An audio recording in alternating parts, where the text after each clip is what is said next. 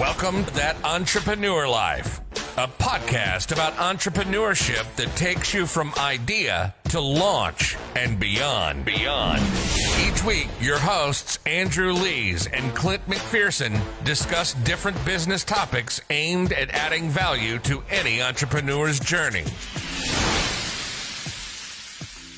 Welcome back, everyone, to another episode of That Entrepreneur Life. I'm Andrew Lees, and I'm here with my co-host, Clint McPherson. What's up, brother? Not much, man. I'm just living that entrepreneurial life like always. But let's go ahead and kick this thing off by welcoming our special guest to the show today, Janis Carmena, to the show. How you doing? Very well. How are you guys doing? Doing awesome. Yeah, thanks for being on the show, Janis. It's an honor to have you on. Before we get into everything, can you just tell us who you are and what you're all about? Yeah, my name's Janis. I live in Victoria, British Columbia. I'm actually in the middle of moving onto a boat, which is quite an adventure right now. Sounds like fun. But I'm a police officer full time. I'm just about to retire, and I do Amazon. And Amazon's become my life. And now I coach others to basically develop their own products and sell them on Amazon and just live the life you want to. I love it. That's awesome. That's why we get individuals like yourself on the show. So as a police officer, and you've been one for over 16 years now, going on 17, right? And like you just mentioned, congratulations on getting close to retirement. And I know, thank you for your service. I was in the Army, so I really believe anybody like first responders, anybody that's out there putting their life on the line on a daily basis needs to be recognized. And I appreciate you for that. But as a part-time CEO, right, developing products to sell on Amazon, and now the founder of the e-commerce Queen Bee, which is cool. Can you take us back, our listeners, back to when your entrepreneurial journey actually started and what it is about entrepreneurship that you're excited about? I think it was about 5 years ago, actually. So, well, you know how schedules are weird, and probably in the Army too. My schedule of policing was like 2 days, 2 nights, 4 days off. And I was a little bit bored on the 4 days off and just looking for some extra cash into the family, right? I had 2 kids growing. God, school activities are so expensive. I'm serious. And I have a teenage son who eats me out of house and home. Like, that kid can eat. So it was like, okay, a little bit of extra cash. And, I don't like living paycheck to paycheck. It's kind of sucks. So it was trying to figure out, how can I do that? So I found myself one night on my computer, how to make money at home, Googling, right? How to make an extra cash. And it took me a bit. And then suddenly I found this thing called sell on Amazon. And I was like, huh? What do you mean sell on Amazon? You mean anybody can sell on Amazon? I had no clue, guys, like no clue. I thought so you were starting from ground zero with that. Ground zero. I thought Amazon sold everything that they sold on there. I didn't realize it was a bunch of sellers. So it went on. And then I discovered private label, which is basically I found my own products and I launched them under my own brand, and it just grew exponentially from there. So it started as a side gig. And it's basically kind of taken over my life because it's such an amazing way of making passive income. Amazon sells stuff for me 24/7 while I sleep, right? And then I got hurt last year in a foot chase. So let's just say my 20-year-old brain told my 47-year-old body that, yes, I should chase this bad person and catch him. And anyways, it just all went bad. We did catch him, but I hurt myself badly. And then it was like, okay, well, I can't work patrol anymore, which is what I love to do. That was my dream, right? Go out there and help people wear a uniform. I loved it. I've been doing it for like 16 years. It was like, now what? So I reached back to my teaching degree, which is what I actually have from a long time ago, and said, well, I love teaching and helping people. So why don't I help people do what I do with Amazon? And it's really given me that sense of fulfillment. And that's exactly what the entrepreneur life has given me. It's that sense of something you own, something that you can build. And it's just that, again, that sense of fulfillment that just makes life amazing because you never know what you're going to wake up to in the morning. Mm-hmm. Exactly. Yeah, I think that potential, we've said it before on the show, but I think for most entrepreneurs, it's the potential every day. What can we do? What can you do the next day? It's just so exciting to think about. Sometimes overwhelming. I sort of have to rein it in sometimes and think, all right, I got to focus on the exciting things, but there's just so much potential. I could do outreach to these different companies and partner with them, and all these different potential things, or launch a new product on Amazon, or, I got to improve my listing I also sell on Amazon. I have a product line that I sell. So, it's like, what can we do to increase sales? And should we be diverting some of our traffic from our website to our Amazon page so that we can get more sales and more and better rank and more reviews and all that stuff. But yeah, I think it's just the potential is what's so exciting every day. Well, it's the natural high, right? Especially when you wake up in the morning, you see the sales that came in overnight. And you're like, yeah, sweet. Okay, now what? How do I make more sales, right? Yeah.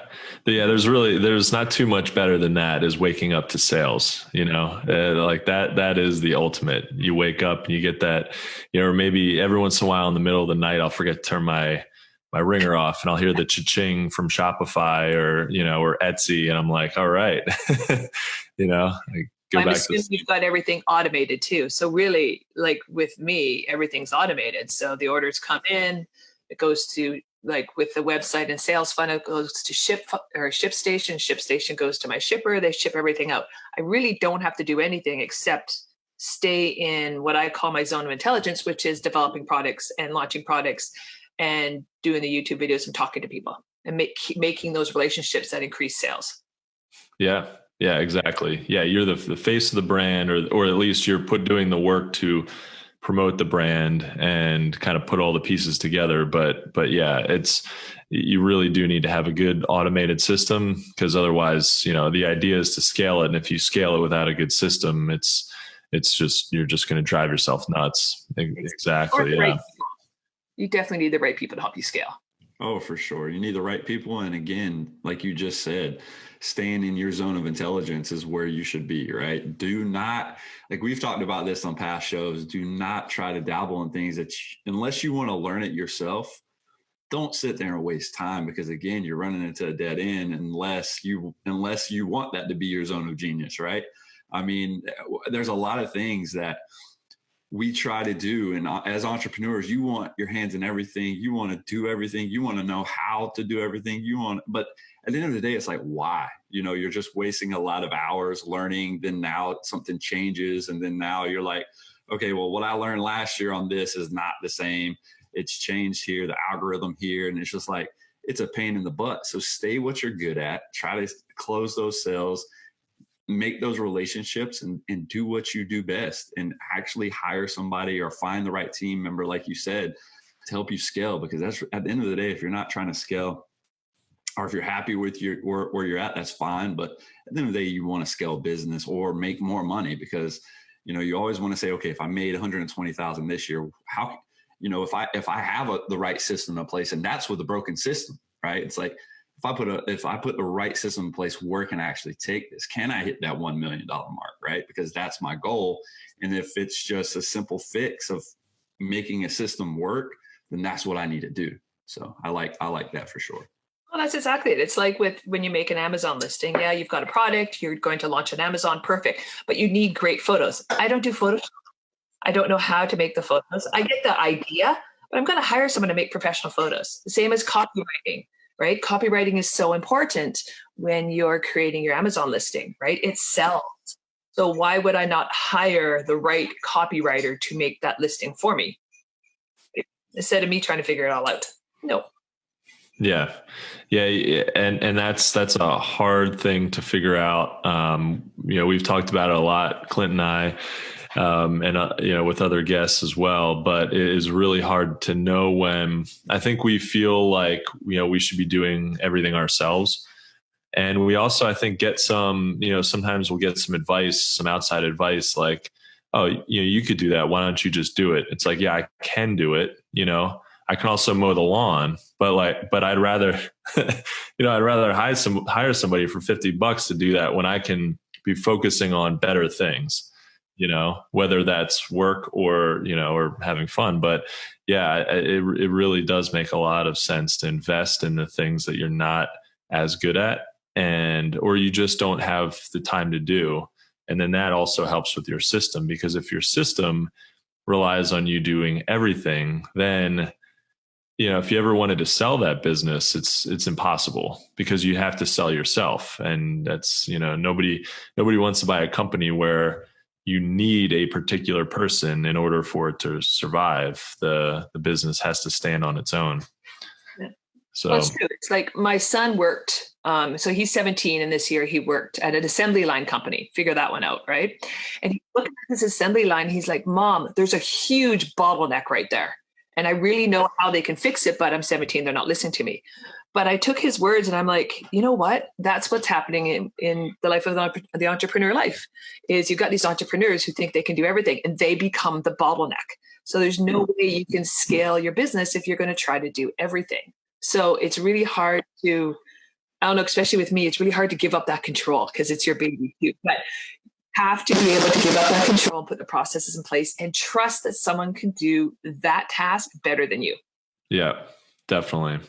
And know that it's going to be transitioning to that is probably going to be a bumpy ride in the beginning. You know, it's not going to work out like, oh, I'm just going to hire all these people and they're going to do everything perfectly and everything's going to be smooth. It's going to take some time to really work that out and figure out the process. I thank gosh for my Trello board every day because my team is all over the world. So we just operate right on Trello and everybody's got their tasks and their checklists that they have to do and get it done. Mm-hmm. That's cool. Yeah. So yeah, as we talked about before, you help entrepreneurs build their own private label product lines to sell on Amazon, eBay, through their own websites. You help people with sales funnels. What is that process like for you? And do you have a tried and true methods that help your clients to scale their business and gain that confidence, you know, that they need to really feel like they can actually quit their full-time job? Yeah, I do a program called 4 Degrees of Brand, right? And the 4 Degrees of Brand is, the first one is doing the research and choose. And I think that's the key with people when they first starting to figure out Amazon is they don't choose the product. They get stuck in analysis paralysis, I call it.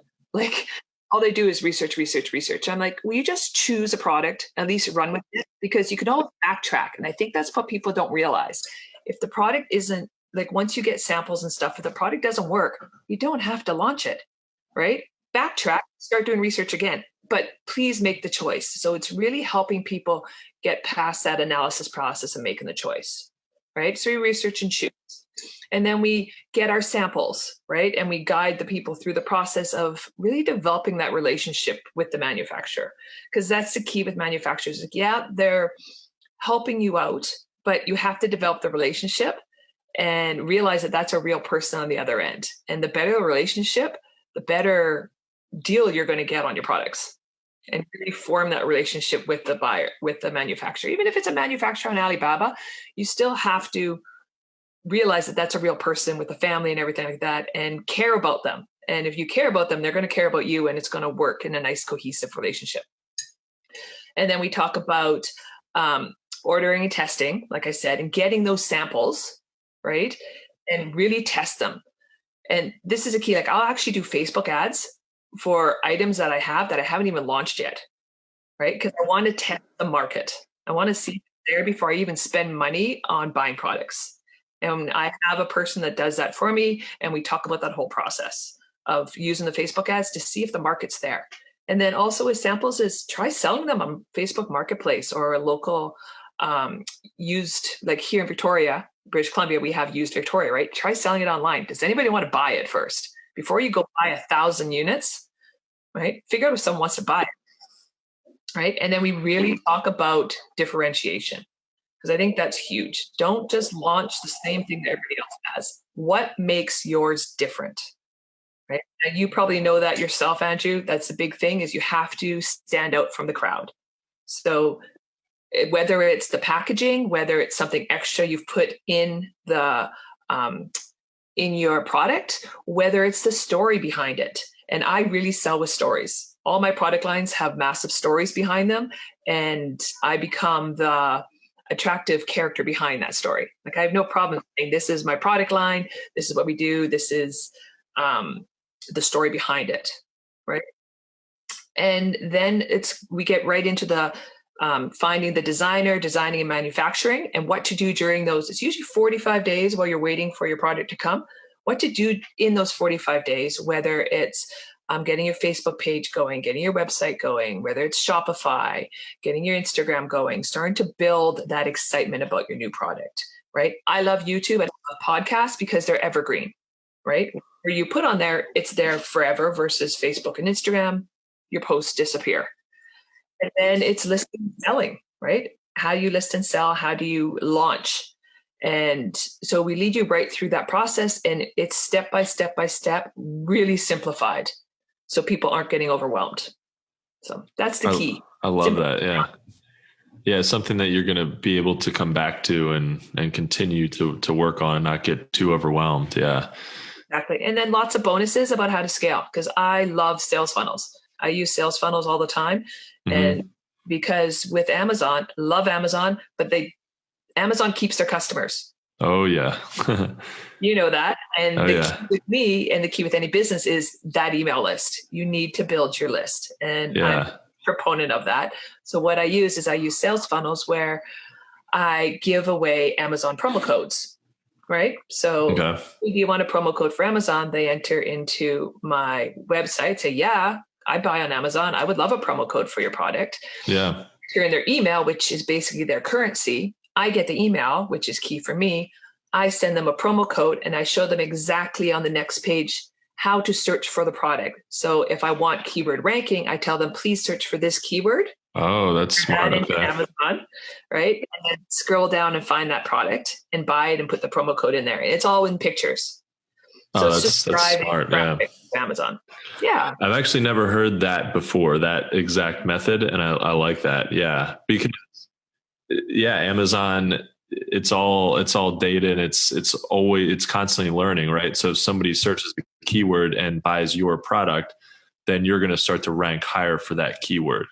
Yeah. And the nice thing with Amazon is that, at least as of now, I think it is your rank remains constant, or it doesn't go down. Like if you're advertising for a particular keyword on Amazon and your rank improves, it's going to stay there whether you stop advertising or not. I mean, I think I have heard that you should always be running like at least a trickle of ads, and even if it's $5-10 a day, just to like keep something going, but at least your rank stays. Whereas with Google, as soon as you stop running ads, you're done, Yeah. Well, it's been interesting right now because Facebook ads are hugely expensive with the election going on, right? It's insane. So we've been really moving to YouTube ads and Google ads. And I've been noticing a lot of people doing that. Yeah. I think Facebook ads is just over time. It's just getting crazy and ridiculous with the ad spend. And they've been taking advantage of that. And they just keep bumping the scale up, just keep doing it. Oh, yeah. You think it's going to go down after election tomorrow? I don't know. I don't think so. I really don't. I mean, I think it's still going to be playing around. They're like, we're here now. Let's keep it going, right? Yeah. Exactly. So again, like with Amazon, it's working that ad spend to work in your favor to build your keyword ranking too. But we talk about all of that in the course about how to do that and how to get the right people to build those funnels for you. I love it. So Janis, there are millions of products on Amazon, right? I mean, you got the list goes on forever, and you could probably find anything that you're looking for. How do you find a product that will stand out? And then how do you scale sales while maintaining a reasonable ROI? Well, my big thing is you're not finding the next shiny object. Like you don't want to be launching the fidget spinner that's already been launched, right? You know how many garage fulls of fidget spinners there are out there? Oh, I bet. Right? So like 4 years ago, right when it started up here, I think Seattle was the first one with regards to the reusable straws. That was massive up here 4 years ago. Well, I was down in Costa Rica with my family. You can see my pictures behind my head here. Love Costa Rica. And my daughter, who was 10 at the time, says, "Hey, Mom, do you notice something weird around here?" Right? And she's like, "There's no straws." And so we really started researching that. And so we brought the No Straw Challenge to Canada. And the big thing about the No Straw Challenge is it was just starting on Amazon, but we had the story, right? And we made it different. My daughter is a unicorn. She loves unicorns. So we launched unicorn straws. My son designed the packaging. He did the logos and everything. So people really want to know who they're buying from now. Want to know who they're supporting. They want to know the story behind the products, and they want to know if the product is authentic and genuine. And authentic and genuine, I mean, who's the person behind it? Who's the company? What do they stand for? What do they do? So we gave money back to help save the turtles and everything like that with that brand. And we scaled that brand massively. It was amazing. And we ended up with 13, 14 SKUs going on. Right. I'm at the point right now, though, where I'm running my numbers. And I think this is important. Don't fall in love with your product brand, because it may run its course and you're going to have to really take a step back and say, okay, is there too much competition on there? And has the product become too inexpensive that you're going to have to wean off the brand and start another? So that's how I find products. It's the big one is finding the perfect product for you. For me, I'm not finding Clint's perfect product. I'm not going to be launching Andrew's perfect product. Right. My husband is into cars. He loves fast cars. And that's what he does as a living. He builds fast cars. I am not going to be selling car parts because I don't get it. I have no clue about it. So he can go online and become the character behind car parts. I can't. But you asked me to talk about the No Straw Challenge. Sure. And then we started a new brand a couple of years ago because, again, as a police officer, I hate the smell of pot. Like, I can't stand it. It makes my nose itch. And in Canada, it's legal, right? Like, it's everywhere. And you can really smell if someone walks past you with a bag full of marijuana in their pocket. You're like, this stuff stinks. Like driving down the highway in Colorado or something, you can just smell it right on the highway. On airplanes here, you can carry it on airplanes, right? In Canada, domestic flights, because it's just like alcohol now. So we launched no trace bags. I'm like, well, there's got to be a way to stop this. Right? So people don't get these judgmental looks and everything. So I can tell the story behind no trace bags. And we have a whole line of small proof bags that we launch, but it's selling them off of Amazon, on Amazon, and through YouTube and telling the story. So again, I don't know, Clint or Andrew, if you guys can sell small proof bags, but I have no problem doing it and telling that story. So it's finding a product line that's perfect for you and then making it premium. How are you going to make it different? Whether that be packaging. And again, people perceive items as more valuable if it's got premium packaging, if it's got something extra put into it, if it's got the story, they know who they're buying from. They'll pay more money for it, right? Yeah, so that's what we talk about is finding your perfect product, not the person down the street's perfect product, because they're going to be different. And then finding that product and building a product line off it, right? So if you've got the packaging and everything like that, and that product's successful. And then, like, for example, I talk about tea. I love tea. So if I launched a product line called the Tea Maven and I launched these really cool teapots, well, what goes with teapots? I'm going to need teacups. I'm going to need to-go cups. So it's building that product line and operating off the success of that first product. Mm. Yeah, that's very interesting. Yeah. So in order to differentiate, do you ever go down the route of custom product development? You know, so I have a product development consulting business myself. People come to me with ideas. They want to develop something totally unique from scratch. And, you know, some of them are like slight departures off of what's already out there, but most of them are really just completely unique. Do you ever go down that route, or how do you, or are you really looking for a product that's already been developed, is already in manufacturing? So I want to go down that route because there's some great ideas out there, but a lot of the products exist, but they need tweaks, right? It's like if I'm in the kitchen and using a potato peeler and I'm peeling and I scrape my knuckles, I'm like, there's got to be some way to stop me scraping my knuckles with these silly things, right? Can I tweak this somehow? And then it's finding the right manufacturer to work with to work on those tweaks and to get those in place. So I do a lot of tweaking and adding things to the product to make it better. Gotcha. Okay. But you're able to work directly with the manufacturer for that. Yes. And that's the key thing about building your relationships with your manufacturers. Yep. And finding the right manufacturers, because some won't do that. I've had, I'd say 95 to 98% of my communication through Alibaba, just to source like, let's say I'm working on a unique hair dryer. We want to redesign everything about the hairdryer except all the internal components. We just want to buy that. And it's amazing how difficult that can be. They're like, no, we just want to sell you the complete hairdryer. This is what we have. And I've just gone back and forth so many times. It can be really frustrating. So once you find somebody though that understands it and gets it, and they're like, okay, yeah, we can do that. We can just make a slight modification, or, once they understand too, that you're not trying to in some way rip them off. Like you'll buy, you just want to buy a part of their product, but not the whole thing. But yeah, it really does come down to finding the right manufacturers to work with, and then, doing as much with them as you possibly can. Yeah. And really communication with them, right? Ask how their family is. Ask how life is going. Like right now, I deal with a lot of them, have employees in the Philippines. They just got smoked with a typhoon, right? So it's really caring about them. If you show that you care about them, they're going to care back, and they're going to do that little bit extra. Like I brought in boats last year, boats off of Alibaba. I found the right manufacturer, and we tweaked the heck out of it, right? I'm like, I want this and this and this and this. And these were like $10,000 boats we were bringing in, right? But it was exactly what we were looking for, right? Because we needed them tweaked for the Canadian winter. Right. And it's not all ice and snow up here. We boat all year round in Victoria, by the way.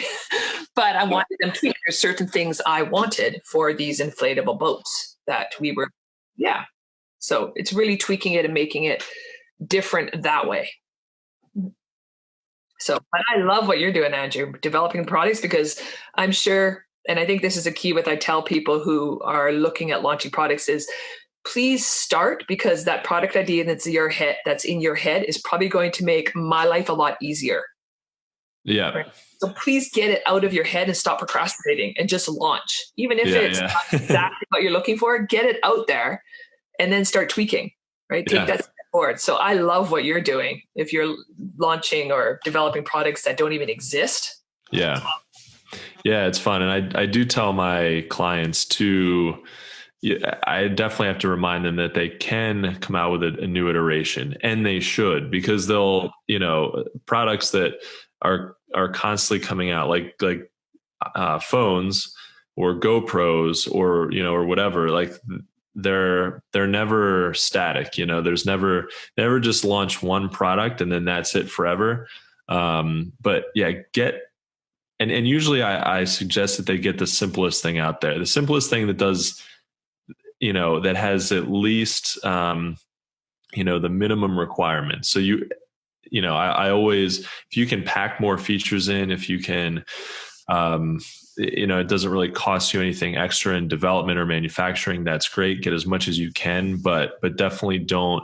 I've had some clients that are just stuck on features that I don't think are going to sell even one more unit, but they just think it'd be cool. And I'm like, get some traction, get this thing out there, make some money. And then if you want to come out with a different iteration, you can do that later. Yeah. And that's where your email list comes in important, because I don't launch products right now without I send it to my email list and say, hey guys, love you guys. You're helping me build the brand, because suddenly they feel part of it, right?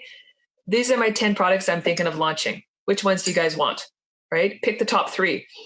And if you have even minimum 100 people, usually I get a response of about 400 people, which is awesome.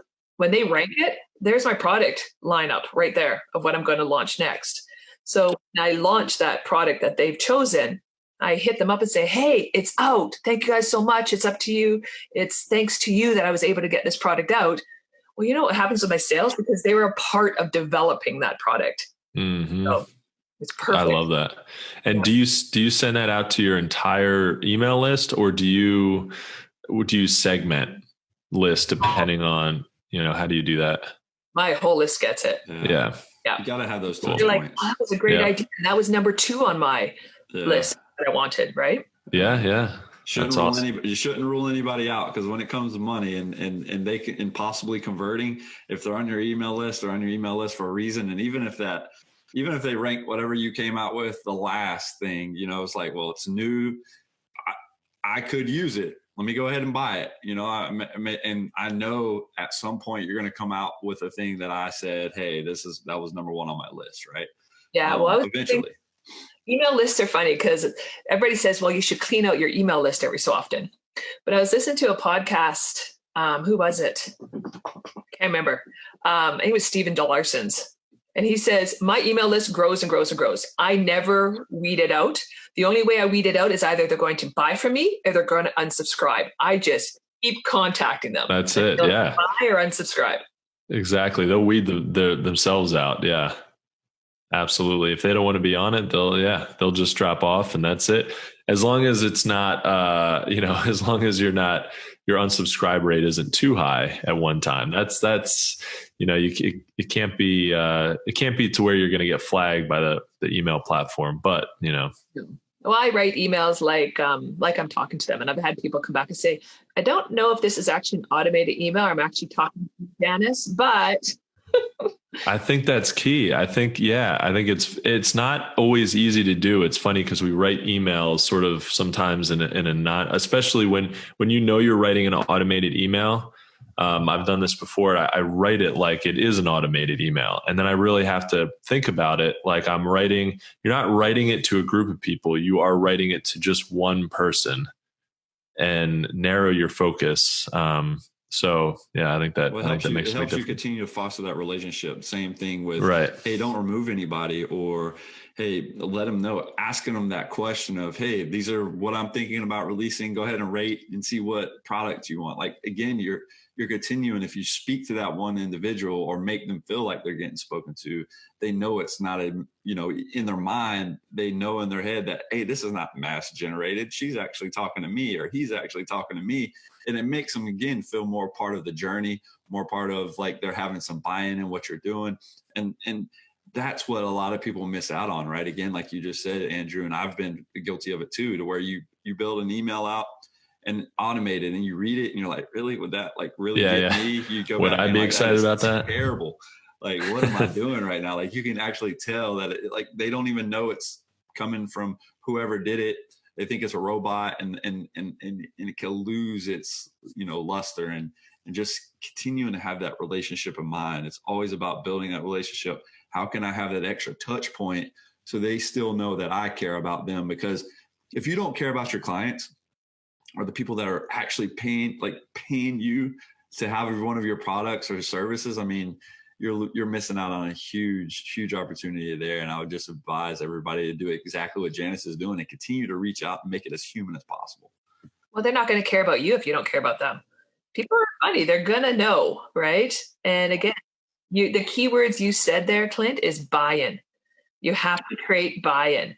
And you know what I do with my emails sometimes, Andrew, is I dictate them because it comes up exactly like I talk. And sometimes you're like, that's how I talk. But if I dictate them and drag in dictation or something, puts them into words, when someone reads them, they're like, yeah, that's how Janis talks, right? So it's a lot more authentically in emails. And I use words like, I'm not going to use big words that I would never use in my own language myself. So I really edit my emails saying, but I actually say that. Yeah. If I were trying to explain this to somebody in like conversation, how would it come out? Because that's always the best way to communicate something with somebody is in person, face to face. And so however you do that, you should do it in an email. And then that also leads to doing more video like you said you do, because it adds a more personal touch, so you can see the person who's selling the product, and you can, or service or whatever it is, and you can really understand, them, connect with them, hear it directly from them. So exactly. People don't want to hear about your products all the time. So let them in a bit of your personal. Tell them what's going on. Yeah. So every so often my email has nothing to do with my products, but it will say, hey, everybody had a great weekend this weekend, went out and caught some crab, but let me tell you a funny story, right? And I'll tell a funny story about what happened out there, right? Like something happening. And so they're like, oh my gosh, Janis is so funny. And you almost become like their friend. Right. And people want to buy off their friends. Yeah. they're more likely to share that kind of thing too. Like, oh, you got it. You know, this person's so funny. They've got this, you know, check out this hilarious story, or, you know, yeah, I definitely agree with that. And we learn from stories we have all through our lives, right? So sell with a story. That's what we remember. I don't want to know all the features of a product. Tell me the story behind the product. Build on my emotion, because I buy with emotion. I'm a very emotional buyer. And if you tell me a story about it, I'm going to remember it better than, oh yeah, there's a Velcro closure that makes sure to smell that. Oh yeah, there's a really great zipper. Who cares, right? Tell me a story about it.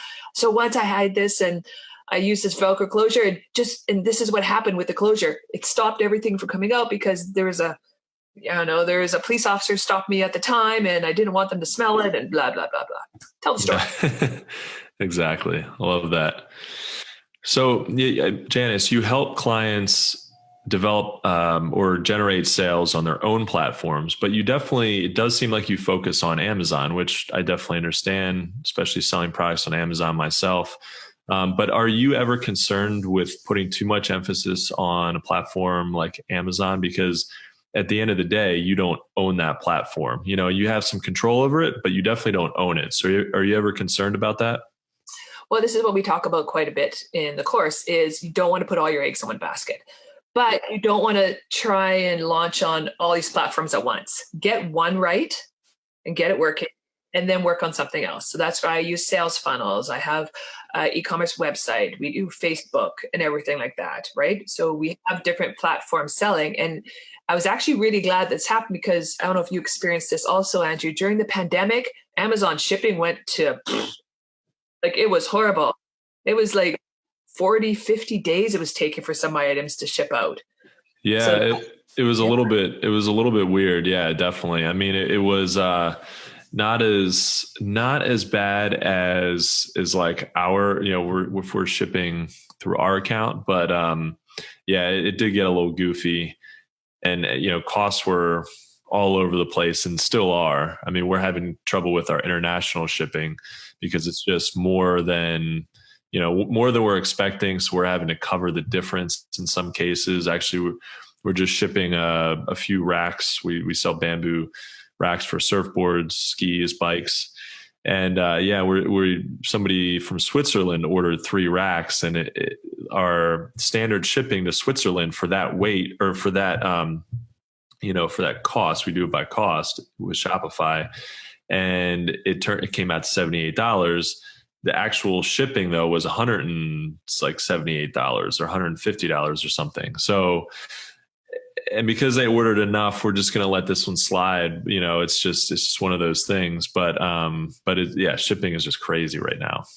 Yeah, well, you kind of have to suck it up. But I always, like, that's when I'll take that story and I'll talk about it, right? Like in the entrepreneur life, that's an amazing story right there. The entrepreneurs need to know, right now, what's happening with shipping, right? Especially by air. So I'm doing everything by sea right now just to bring my product in. But by air right now, it's through the roof. But I thank gosh that I had a warehouse in the States that was shipping stuff for me also, so I could get by that whole Amazon slowdown that was going on.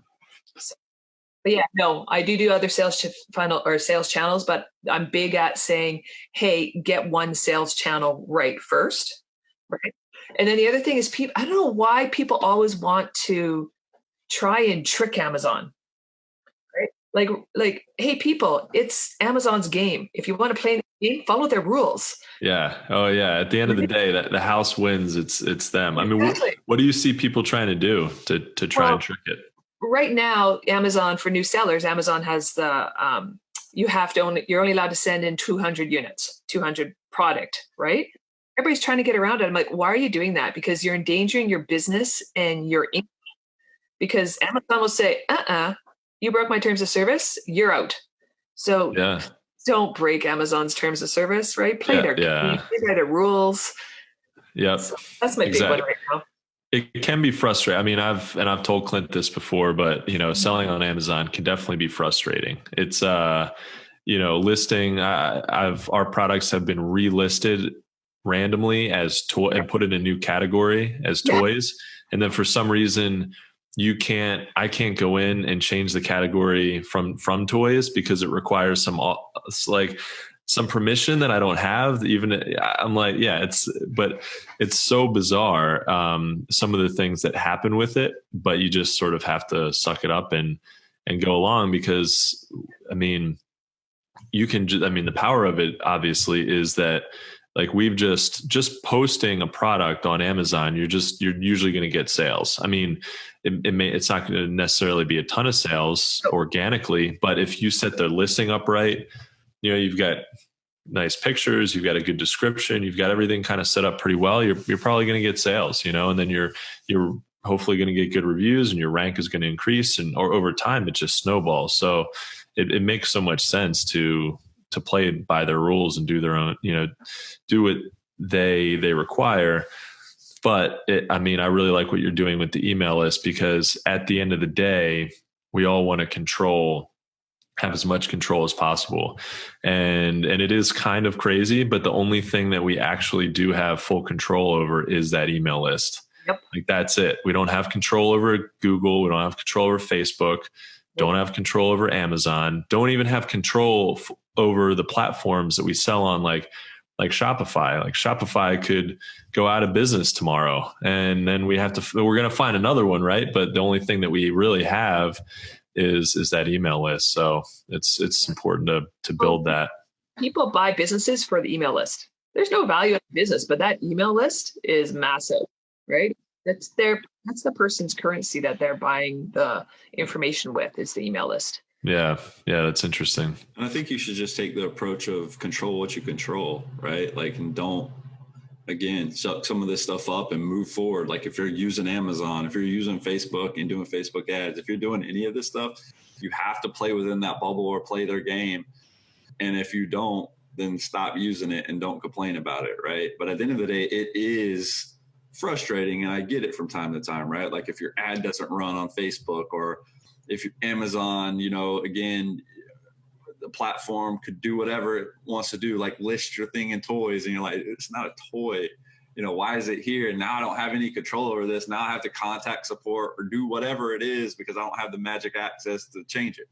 But at the end of the day, it's one of those things, again, go through the process, and if you can't change it, then your product is going to have another listing, and it's going to be under toys if you want to sell on Amazon. Exactly. Right? Yeah, right. Yeah. However it sells. Hey, I don't care what it's categorized at as long as it sells. All right. So, Janis, through your entrepreneurial journey, from the highs and lows, we all experience as entrepreneurs, and sometimes some of us take it and run with it. Some of us, it hits us hard and we don't know how to act. But what has been the most difficult thing for you about being an entrepreneur to date?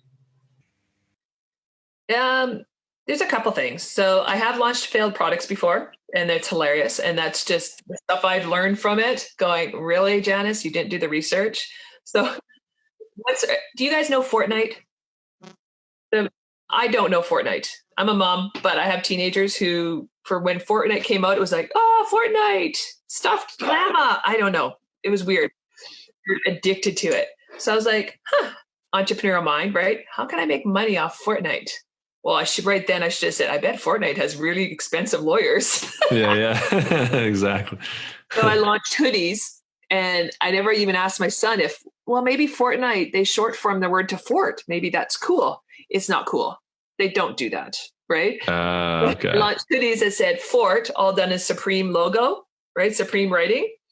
And I sold about half of them, right? I think I launched 500 at the beginning, but of course, didn't do the research, didn't ask my kids who's in the bedroom down the way if this was cool, didn't run the numbers, didn't do anything, and launched these sweatshirts. Sold half before I got some really, really nice letters from lawyers. Fortnite, and desist, blah, blah, blah. I was like, ooh. So then it's the cost of having to pull the product back from Amazon, especially if you're in Canada and the stuff was in the States. So getting it back to myself, which can get a bit interesting. And having all these sweatshirts sitting there in your office or your shipping container or wherever you store things going, well, now what do I do? Because it's a sign of failure, right? You're sitting there in front of you. No, and you've seen them every day. So it was figuring out how to get rid of that failed product. And eventually I just kind of drove them all down to Value Village or Salvation Army and just donated them. I said, enough, I just need to get them out of my sight. So there's stuff like that, and you really beat yourself up about it. And it took me a couple months actually to say, okay, but wait, what did I learn from this? And now I actually did a whole YouTube video talking about these failed product, because it's like, what do you learn from it, right? It's going to happen. And then the other thing about being an entrepreneur is it's lonely, right? It is. Yep. Yeah, it definitely can be. Yeah. I have a team that I meet on Zoom and everything, but you're making the decisions. You are the buck stops with you. So what decisions are you going to make? Who are you going to talk with? And when you say that you're an entrepreneur, people are like, you're a what? Right? Yeah. What does that mean? How does that work? Yeah. Life. So it's finding the right people to talk to and liaise with and bounce ideas off of. And Amazon sellers, they're weird. I'm sorry. No one talks about the products they sell. Like, they're so protective over it. Like, you go to an Amazon conference or something, they're like, I sell in supplements. Well, what do you sell? Tell me, right? I'm not going to copy it. Right. Well, I want to learn from you. That's the thing. I think if you're so afraid that somebody's going to copy or sell the same thing, like, it's going to happen. If you're not able to protect. Yeah, so exactly. And it's, there's so many Me Too products out there, where, like, I think it's kind of funny when, there's hundreds of people selling the exact same thing, and all they're doing, their entire strategy is to get the buy box or, get up there, and it's like, that just, when there's that much competition, it's like, why are you doing that? I feel like the ROI can't be that great, and not everybody is doing it, is selling on Amazon or even other platforms in a way that's sustainable too. So people have to be very careful of that that they hear stories of somebody launching a 7-figure business on Amazon, and it's like, cool, but how much did that cost? Did you sell $1 million in a year and it cost you $950,000 to sell that? Or, so yeah, I think it's a little bit tricky. There's so much noise out there about, online sales, and sometimes it can feel defeat. You can feel defeated because you think, man, these guys are killing it over here, and they're making it look so easy. But you really just have to, stay in your lane, focus, and do your thing, because you don't know exactly the full story of what everybody else is doing. Well, that's exactly it. When people are starting to pull up sales charts, right? Yeah, okay, you put up your sales charts, you made that much, but how much did you spend? Yeah, that's always, yeah. And that's why I promote building a brand, right? Like, I love your surfboard rack idea and your bike rack idea, because you're building a brand on the bamboo racks, right?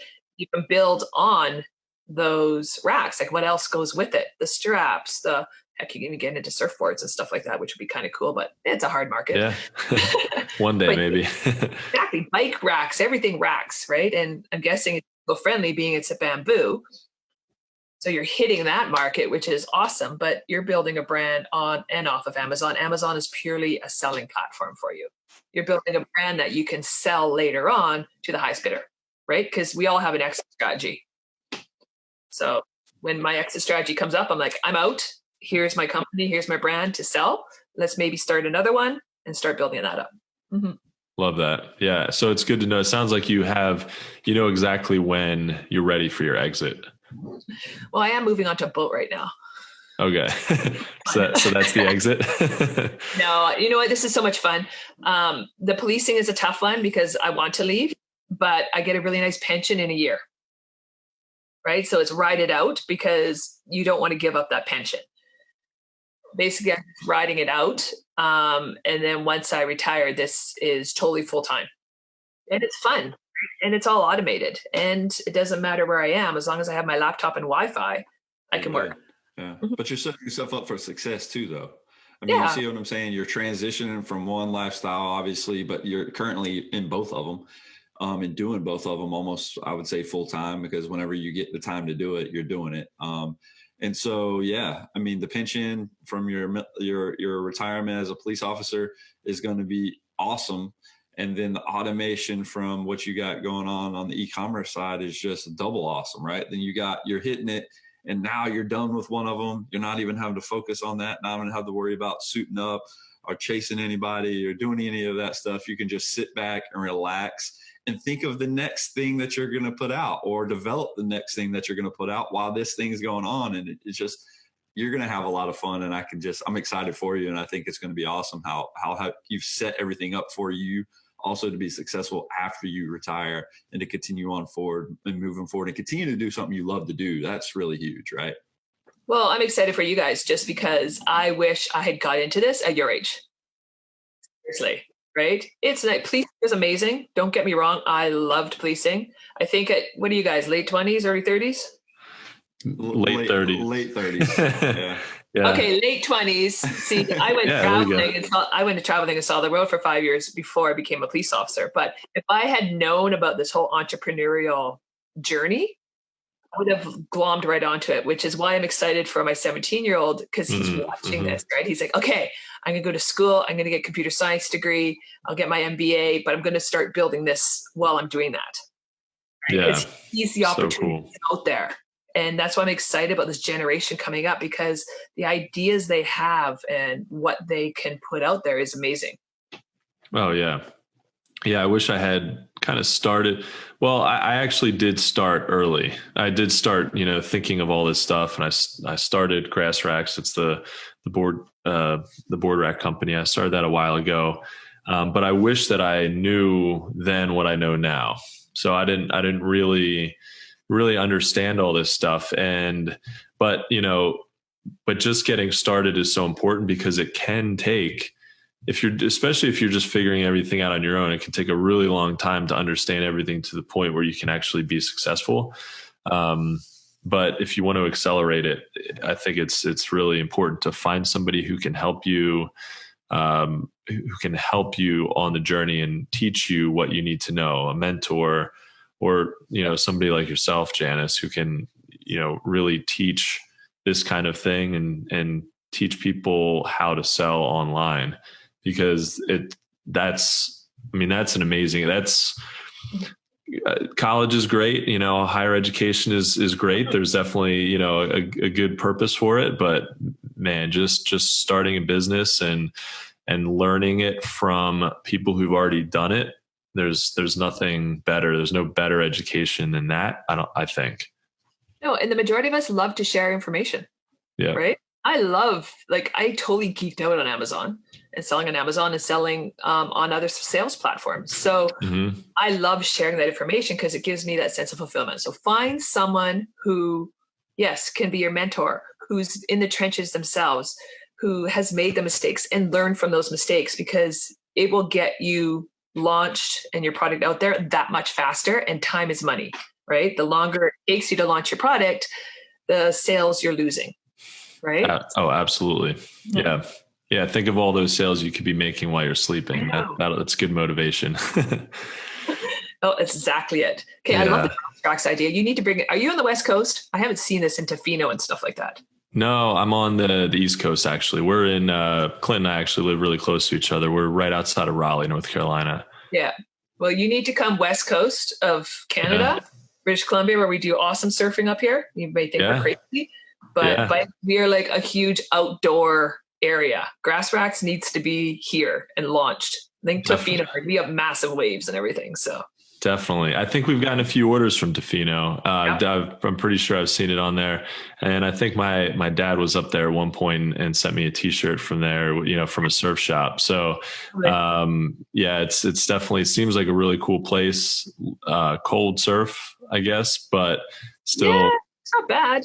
Yeah. Okay. Wet, snow hoods in the summertime, and the ocean doesn't change very much. Okay. We're about 6 mil, maybe. Yeah, booties and gloves all year?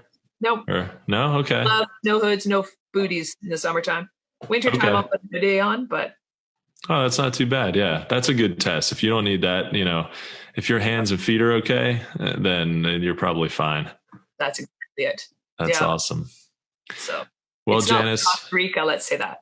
Well, yeah, I and I saw that picture behind you. I'm like, that can't be Canada. That's that's my husband. Actually, he grew up in St. Thomas. Oh man, okay. Island, so he loves surfing. So we usually try to go to Costa Rica every year, except of course this year because the whole year is weird. Oh yeah, but he's American and again grew up in the Virgin Islands, so he loves surfing. So Tofino is a bit cold for him, but we try to go to Costa Rica and do some surfing for him. Yeah, that's awesome. Yeah, I definitely want to get that. I haven't been to Costa Rica yet. So Really? I have to, yeah, believe it or not. Oh my gosh, you won't want to leave. So that's the thing. Yeah. Even any warmer weather place, even like my wife and I were just down in Charleston this weekend. We did a paddleboard race for Halloween, which was really fun. But, just a few hours south of, of where we are in North Carolina, it's palm trees, and it's even 10 degrees warmer than it is here. It's like, it's so nice. We're just like, man, we got to live at the beach. So one day. Yeah. Right. With developing brands like you're doing, right? You're getting to the point where you can live the life you want. Exactly. Yep. That's definitely the goal.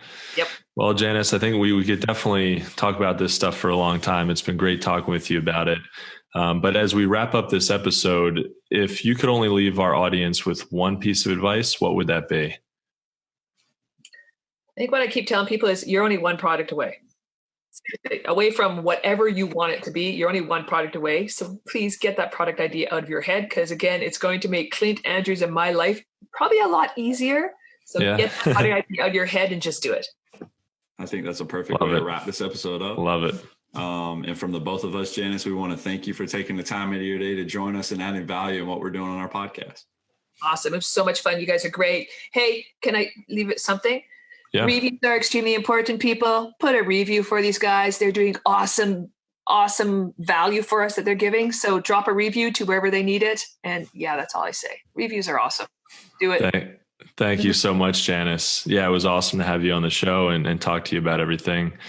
Guys, thank you so much for listening to That Entrepreneur Life. To learn more about what Janis is working on, check out ecommercequeenbee.com. If you like what you heard today, make sure to subscribe to our podcast on iTunes or any other major podcast directory. You can also find us on all the socials and on our website at thatentrepreneurlife.com. And with that said, we also want to quickly give a special shout out to our family and friends, to include all of our listeners, followers, and subscribers. Thanks for continuing to support what we do as entrepreneurs. And don't forget to join us next week for another episode of That Entrepreneur Life. Thanks for listening to That Entrepreneur Life podcast. Be sure to visit thatentrepreneurlife.com to join the conversation, access our show notes, and discover our fantastic bonus content. Don't forget to join us next week for another episode as we continue to add value. Until next time.